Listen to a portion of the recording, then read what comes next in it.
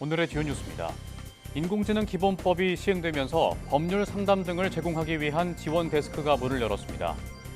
상담 내용을 토대로 사례집을 제작해 배포하고 현장에 찾아가는 설명회도 지역별로 엽니다. 피부에 붙이기만 하면 며칠 동안 통증 없이 약물이 전달되는 기술이 개발됐습니다. 벌침 구조를 모사한 새로운 마이크로 니들로 장기 약물 치료의 불편함을 줄여줄 것으로 기대됩니다. 한파의 절정은 지났지만 일요일까지 영하 10도 이하의 강추위가 지속할 전망입니다. 호남에 많은 눈이 이어지고 서울 등 내륙에도 눈이 내릴 예정이어서 시설물 피해와 빙판길 사고 등에 유의해야 합니다. 올해 우리나라 평균 기온은 평년보다 높고 강수량은 평년과 비슷할 것으로 전망됩니다. 해수면 온도 역시 매년 상승세를 보이는 가운데 올해도 평년보다 높을 것으로 예측됐습니다.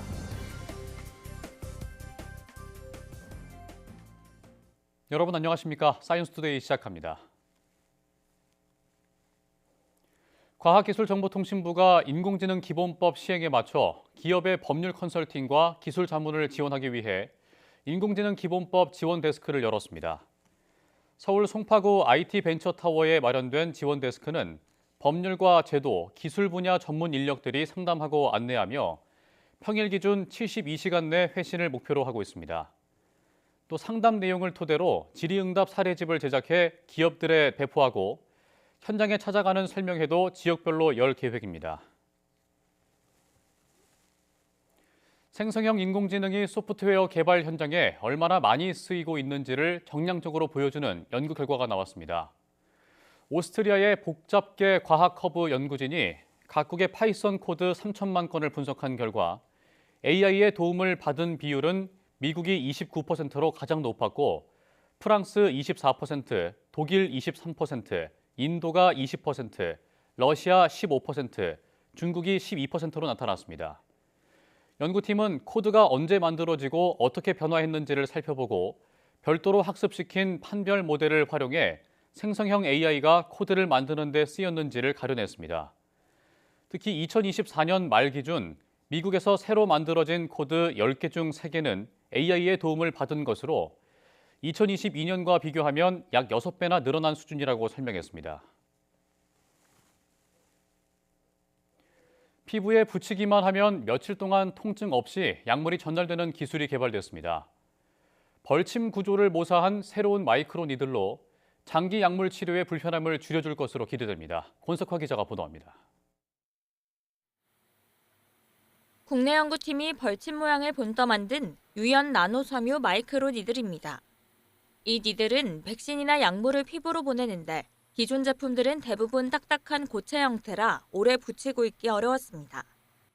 연구팀이 개발한 이 기술은 수일 동안 피부에 붙일 수 있어 장기간 약물 전달이 가능합니다. 피부에 접촉과 함과 동시에 이 금속 마이크로 니들을 제거를 하게 되고 남아있는 나노섬유 기반 마이크로 니들에서 약물이 서서히 방출이 되면서 장시간 동안 약물을 지속적으로 방출할 수 있도록 설계된 것이 이 기술의 핵심입니다. 핵심은 전기 힘으로 만든 나노섬유입니다. 머리카락보다 훨씬 가는 나노섬유가 바늘 끝에 촘촘히 모이면서 피부에 들어가면 벌침처럼 단단히 고정됩니다. 사용법도 간단합니다. 피부에 붙인 뒤 금속 바늘만 떼어내면 마이크로 니들만 피부에 남아 약물이 전달되는 통로 역할을 합니다. 특히 나노 크기의 미세다공 구조로 통기성이 우수해 장시간 부착에도 피부 부작용을 줄일 수 있다는 설명입니다. 나노섬유가 피부에 자연스럽게 고정되어 수일간 안정적으로 약물이 지속 방출될 수 있도록 설계되었습니다. 또한 유연성과 통기성이 우수해 오랜 시간 착용해도 불편함이나 피부 자극이 적습니다. 연구팀은 이 기술이 중추신경계 질환이나 화학무기에 대응한 치료약물을 투여하는 데 활용될 수 있을 것으로 기대하고 있습니다. YTN 사이언스 권석화입니다.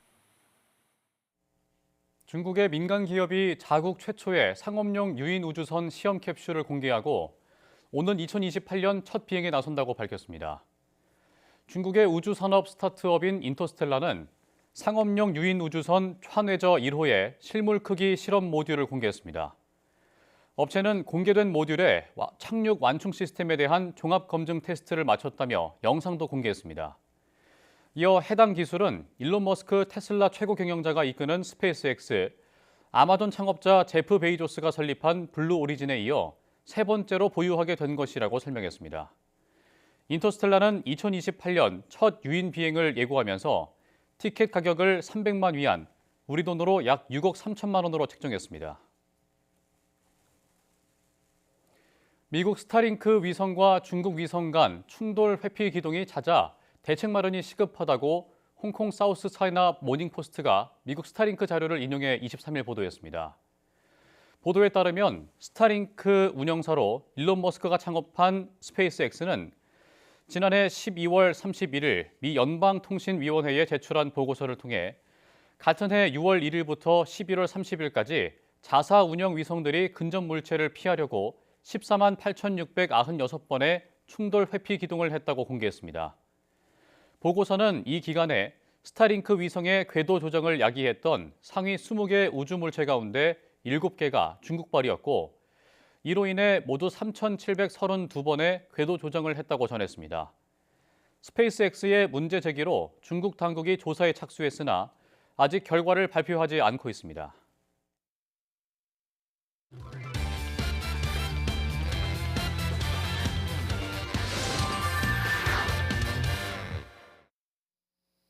한 주간 주목할 만한 사이언스 이슈를 다 모아온 입늘소리입니다.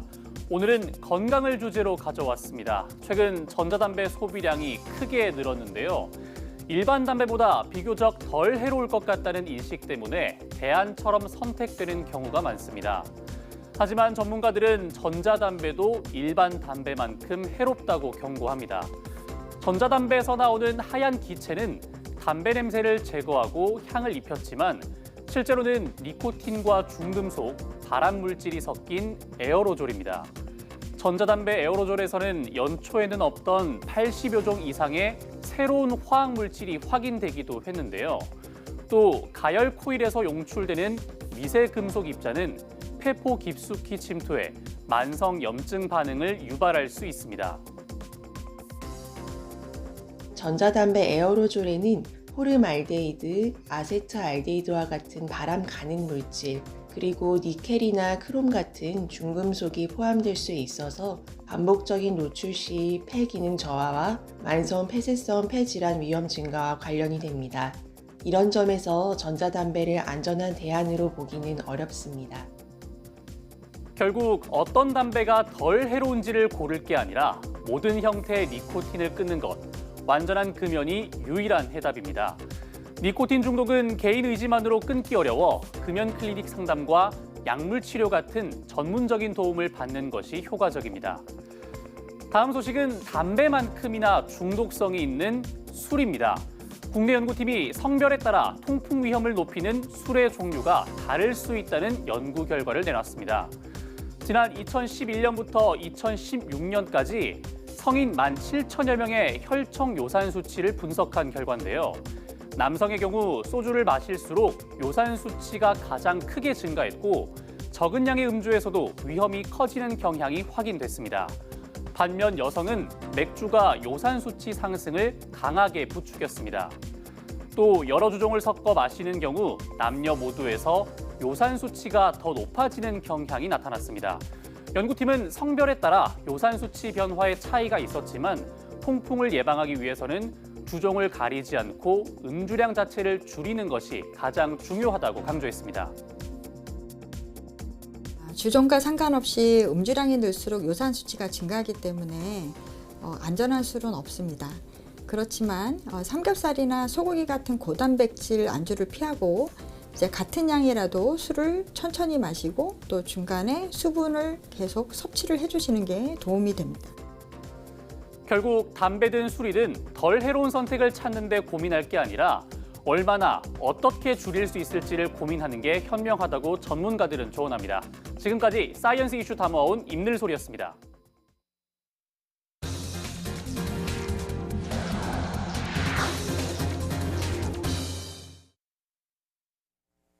올해 우리나라 기온은 평년보다 높을 확률이 70%로 낮을 가능성은 사실상 없는 것으로 나타났습니다. 기상청은 2026년 연기후 전망을 발표하면서 올해 우리나라 평균 기온은 평년보다 높고 강수량은 평년과 비슷할 것으로 전망된다고 밝혔습니다. 다만 역대 최고를 기록했던 2024년보다는 다소 낮을 것으로 분석됐습니다. 해수면 온도 역시 매년 상승세를 보이는 가운데 올해도 평년보다 높을 확률이 80%에 달할 것으로 전망됐습니다. 기상청은 올해부터 연기후 전망에 대기와 해양, 해빙, 지면을 함께 고려한 지구 시스템 기후 모델을 도입했습니다. 연일 이어지는 강한 추위에 화훼 농가들도 고군분투를 하고 있습니다. 온실을 따뜻하게 유지하는 게 필수라 난방비만 한 달에 1,000만 원 넘게 나온다며 어려움을 호소했습니다. 이수빈 기자입니다. 두꺼운 천으로 꽁꽁 싸맨 비닐하우스. 출입문에 겹겹이 쳐둔 커튼을 걷어내고 또 걷어내면 찬바람 부는 바깥과는 다른 세상이 나타납니다. 포근한 온도에 따뜻한 조명, 장미가 가득한 이곳은 마치 봄날 같습니다. 화훼농가에서는 이렇게 온실을 만들어 추위로부터 꽃을 보호하고 있습니다. 난방장치에 적정 온도를 입력해두면 24시간 동안 따뜻하게 유지됩니다. 그런데 이렇게 온실을 관리하는 게 쉬운 일은 아닙니다.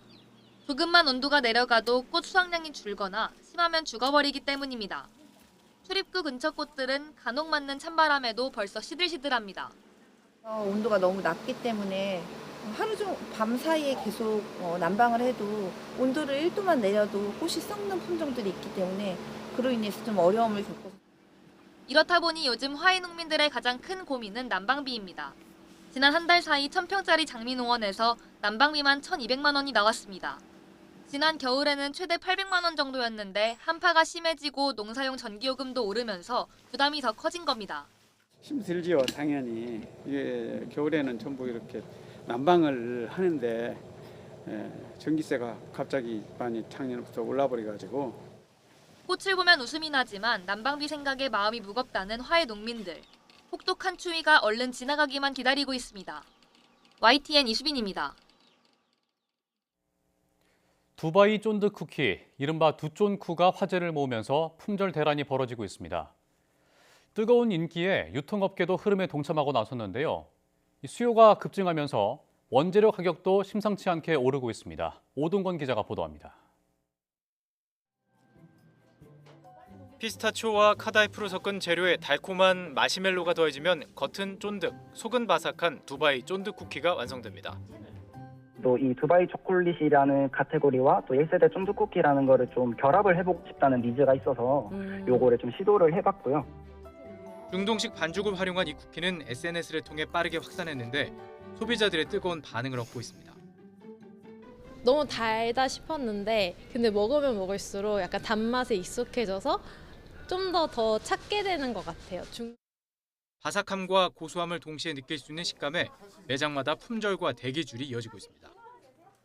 최근 이처럼 두바이 쫀득 쿠키가 인기를 끌면서 제품을 내놓자마자 거의 동의나는 수준입니다. 보시면 알겠지만 이미 솔드아웃 다 판매가 완료됐습니다. 이른바 두쫀쿠 열풍에 유통업계도 빠르게 반응하고 있습니다. 편의점 4사는 모두 쫀득을 앞세운 제품을 출시했고 파리바게트, 투썸플레스 등 제과 카페 업계도 유사한 제품을 잇따라 선보이고 있습니다. 하지만 달아오른 관심과 수요만큼 원재료 판매량이 늘어나면서 재료 가격도 크게 오르고 있습니다. 실제로 이마트 집계 결과 마시멜로 판매량은 두쫀쿠가 인기를 끈 뒤 1년 전보다 4배 가까이 늘었고 G마켓에서는 무려 115배나 증가한 것으로 나타났습니다. 이마트 기준 시세를 살펴보면 피스타치오 400g에 12,980원, 마시멜로 300g에 2,980원입니다. 유통업계 관계자는 피스타치오를 비롯한 두쫀쿠 재료가 2배 이상 오르는 추세라고 밝혔습니다. 처음에 제가 마시멜로 같은 경우 샀을 때는 10,000원대에 샀었는데 지금은 이제 50,000원대까지 오르기도 하고요. 여기에 기본적으로 설탕과 지방 함량이 높은 제품이라 건강을 해칠 수 있는 만큼 잦은 섭취는 자제해야 한다는 지적도 나오고 있습니다. YTN 오동건입니다. BHC가 치킨 튀김 로봇 도입 매장을 전국 40곳으로 확대했다고 밝혔습니다. BHC와 LG전자 자회사인 베어 로보틱스가 공동 개발한 튀김 로봇 튀봇은 반죽한 닭고기를 넣으면 튀김 조리와 기름 제거까지 전 과정을 자동으로 수행합니다. BHC는 튀봇이 매뉴얼에 따라 시간과 온도를 제어해 매장 간 편차 없는 맛을 구현할 수 있어 맛의 표준화에 도움이 될 것으로 기대한다고 설명했습니다.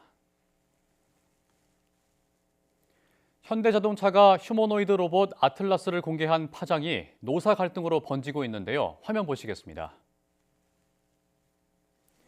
현대차 노조는 소식지에서 노사 합의 없이는 단 한 대의 로봇도 현장에 들어올 수 없다고 반발했습니다. 평균 연봉 1억을 기준으로 사람 노동자는 3명에 3억이 들지만 이 로봇은 초기 구입비 이후 유지비만 발생한다고 덧붙였는데요. 앞서 현대차는 2028년까지 연간 3만 대 규모의 로봇 생산 체계를 구축한다고 밝혔습니다. 아틀라스는 2028년부터 미국 조지아주 공장에서 부품 분류 작업에 투입되고 2030년에는 부품 조립으로 작업 범위가 확대될 예정입니다. 이를 두고 AI발 러다이트 운동이 시작됐다는 해석도 나옵니다. 러다이트 운동은 1980년대 초반 영국에서 인간의 일자리를 뺏는다는 이유로 방직기 등 기계를 파괴한 운동인데요. 여러분의 생각은 어떠신가요? 용인 반도체 클러스터의 최대 걸림돌이었던 전력 공급 문제에 숨통이 트이게 됐습니다. 경기도와 한전이 국내 최초로 도로 아래 전력망을 동시에 깔기로 했는데 이 공사 기간은 5년, 사업비는 30%나 줄어들 전망입니다. 최명신 기자입니다. 600조 원 규모의 투자가 이뤄지는 용인 반도체 클러스터의 최대의 난제는 전력 문제입니다. 송전탑 설치를 둘러싼 주민 반대에 부딪혀 공사가 지체되자 급기야 이전설까지 흘러났습니다. 교착 상태에 빠진 이 문제를 풀기 위해 경기도가 신설 도로 및 전력망 구축이라는 파격적인 해법을 내놨습니다. 용인 반도체 클러스터의 이 전력망 구축하는 이 마지막 퍼즐이 완성되지 않았는가 싶어서 기쁘게 생각하고 도에서 만든 이 도로 행정 계획, 도로 계획과 또 국가 전력망 전략이 함께 결합하는 아주 좋은 출발점이 될 것으로 생각을 합니다. 첫 번째 적용지는 용인과 이천을 잇는 지방도 318호선 27km 구간입니다. 경기도가 땅을 확보해 도로를 만들 때 한전이 동시에 전력망을 까는 방식인데 공사 기간은 5년가량 단축되고 사업비도 30% 줄어들 전망입니다. 특히 경기도는 중복 공사비를 아껴 2천억 원의 재정을 절감하고 한전은 전력 적기 공급이라는 실익을 챙기게 됐습니다. 양질의 어떤 전력을 확실하게 공급해드려서 경기도가 발전하고 나아가서 대한민국의 산업 경쟁력을 획기적으로 끌어올리는데 저희 한전이 최선의 역할을 다하겠다 이렇게 말씀을 드리겠습니다. 이번 전력망 확보로 용인 반도체 클러스터의 조기 가동에도 파란불이 켜졌습니다. 경기도는 이번 협업 모델을 도내 다른 산업단지로도 확대할 계획입니다. YTN 최명신입니다. 이재명 대통령이 신년 기자회견에서 지방주도 성장을 강조하면서 광역자치단체의 행정통합이 탄력을 받고 있습니다. 하지만 지방선거를 5달도 남기지 않은 시점에 진행되는 하향식 속도전에 불만과 우려의 시선도 적지 않습니다. 이윤재 기자입니다. 정부가 재정 지원을 앞세워 군부를 떼면서 지방 정부마다 행정통합 속도전이 시작됐습니다. 하지만 탑다운 방식 밀어붙이기에 불만과 우려도 적지 않습니다. 먼저 시간입니다. 공직선거법을 보면 선거 넉 달 전, 그러니까 다음 달 3일부터 예비후보 등록이 이루어져야 합니다. 특별법으로 이 문제를 푼다 하더라도 늦어도 다음 달 말까진 국회를 통과해야 통합단체장을 뽑을 수 있습니다. 결국 논의 시간은 한 달 정도가 전부라 졸속 통합이란 지적이 나오는 겁니다. 시간에 쫓기면 주민 의견을 제대로 반영하기도 어렵습니다. 실제로 낙후 지역 소멸 가속화, 지역 정체성 훼손, 재정 분산 등의 이유로 통합의 필요성을 되묻는 목소리가 이어지고 있습니다. 지역마다 처해져 있는 객관적인 상황이 다르기 때문에 지역의 특성과 현황을 반영한 중장기적인 전략과 로드맵이 갖춰진 상태에서 이 논의가 진행되어야 바람직할 것으로 생각합니다. 교육계의 우려도 적지 않습니다. 행정통합 여파로 자율적으로 이뤄지던 교육 행정 체계가 무너질 수 있다는 지적입니다. 교육 자체가 흔들리지 않아야 합니다. 교육의 자율성과 공공성을 반영한 별도의 기준과 원칙이 특별법에 담겨야 하고 교육 재정을 안정적으로 확보하고 지원하는 방안이 분명해야 합니다. 행정통합 속도전에 불이 붙은 가운데 반대 여론을 잠재울 대안과 촘촘한 여론 수렴이 반드시 선행돼야 한다는 목소리가 커지고 있습니다. YTN 이윤재입니다. 해양수산부 부산 이전이 한 달을 맞았습니다. 청사 주변 상권에 활기가 생겼고 직원들 부산 정착도 순조롭다고 합니다.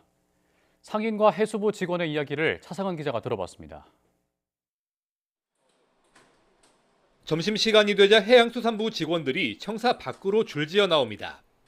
3355 식당으로 향하는 발길이 이어지면서 한적했던 거리에 활기가 돕니다. 한 달 전 낯설기만 했던 식당 골목이 이제는 제법 눈에 익었습니다. 맛있는 데도 많고 오래된 맛집들도 많아가지고 그리고 또 가격도 좀 세종보다 훨씬 저렴하니까 저는 만족하고 있습니다. 해수부가 부산으로 이전한 지 한 달, 청사 주변 상권은 이전 효과가 눈에 띕니다. 보쌈을 주로 파는 식당은 애초 4명이던 직원을 6명으로 늘렸습니다. 상대적으로 한적했던 저녁 시간대에도 손님이 찾아와 매출도 늘었다고 소개했습니다. 해수부가 내려오셔서 또 많이들 찾아주시니까 아무래도 또 서비스를 편하게 좀 제공을 하기 위해서 저희가 또 직원도 상주하는 직원도 늘렸고요.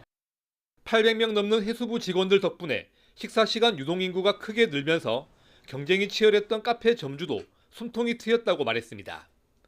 대기줄이 생길 정도로 손님이 밀려들어 매출이 껑충 뛰었습니다. 확실히 여기가 활성화된 게 눈으로 보이거든요.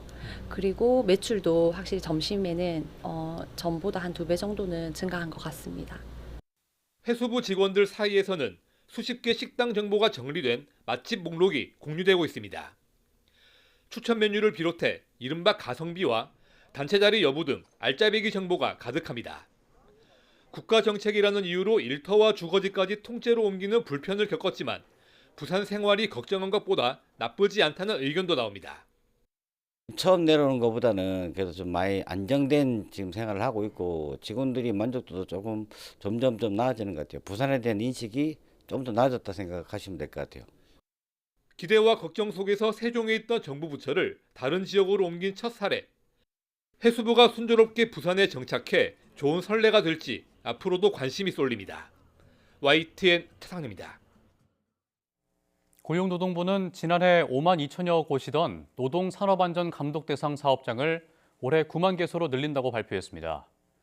공짜 장시간 노동 근절을 위한 감독도 역대 최대 수준인 400곳으로 늘리고 장시간 노동 우려가 큰 교대제, 특별 연장 근로 반복 사업장은 장시간 감독을 진행하기로 했습니다.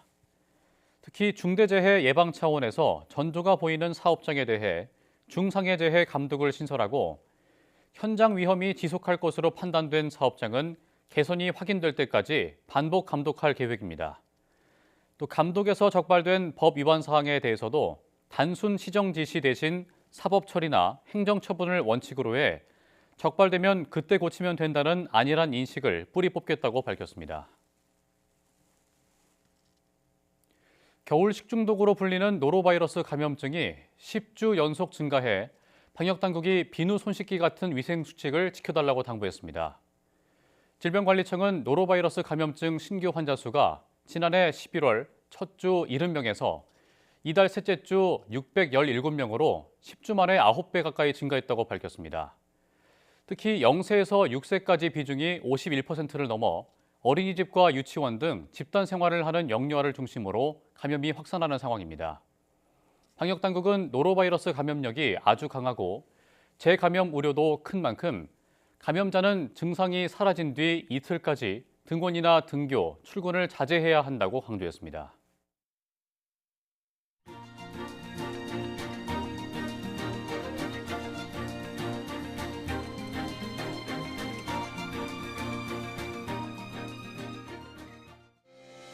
이상으로 사이언스 투데이 마칩니다. 함께해 주신 여러분 고맙습니다.